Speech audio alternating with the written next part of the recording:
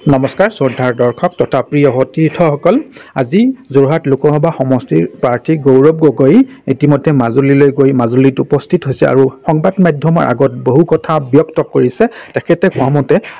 তেখেতৰ প্ৰচাৰ কাৰ্য আৰম্ভ হৈছিল তিতাবৰত আৰু আজি যেহেতুকে নিৰ্বাচনী প্ৰচাৰৰ অন্তিমটো দিন আৰু এই অন্তিম প্ৰচাৰটো মাজুলীতেই শেষ কৰিব এই সত্ৰনগৰী মাজুলীত তেখেতে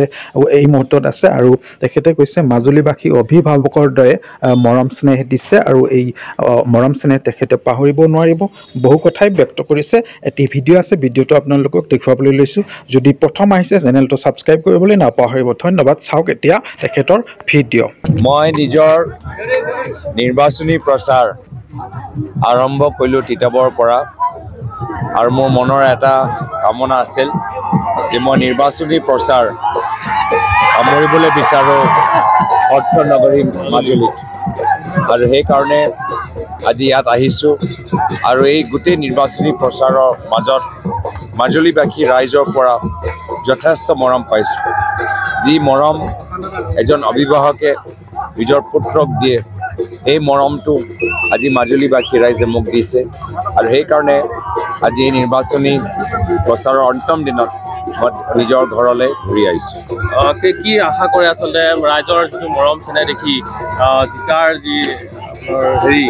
কিমান শতাংশ আপুনি আশাবাদী হৈ পৰিছে মই দেখা পাইছোঁ যে মাজুলী সংৰক্ষণ কৰাৰ ক্ষেত্ৰত কেন্দ্ৰ চৰকাৰৰ ফালৰ পৰা যথেষ্ট গাফিলতি হৈছে যথেষ্ট কেলেংকাৰী হৈছে ইয়াৰ বিষয় লৈ কোনোৱে দিল্লী সদনত মাত মাতা নাই আৰু মোৰ প্ৰথম কৰ্তব্য হ'ব মাজুলী এজন প্ৰতিনিধি হিচাপে যে মাজুলী সংৰক্ষণ কৰা ক্ষেত্ৰত যি কোটি কোটি টকা কেলেংকাৰী হৈছে এই গোটেই কেলেংকাৰীটো দিল্লী সদনত ফাদিল কৰিবলৈ মই বিচাৰোঁ প্ৰিয়ংকা গান্ধী কালি তাৎসল্য কৈছে মুখ্যমন্ত্ৰীগৰাকীয়ে যে আমুল বেবী হেৰি চাবলৈ অহা মানুহ আহিছে তেনেকৈ মই তিতাবৰবাসী ৰাইজে যি মৰম দেখালে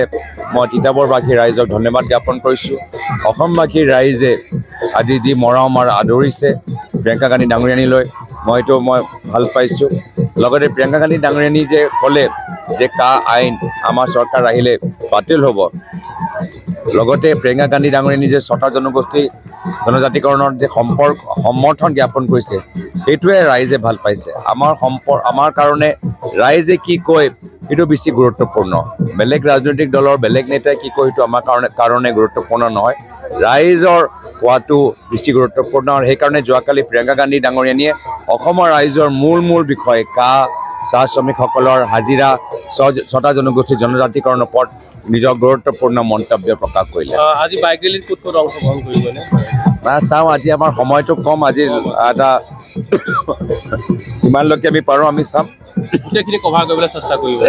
গোটেইখিনিতো নহয় যিমান আমি পাৰিম আমি কৰিবলৈ চেষ্টা কৰিম আৰু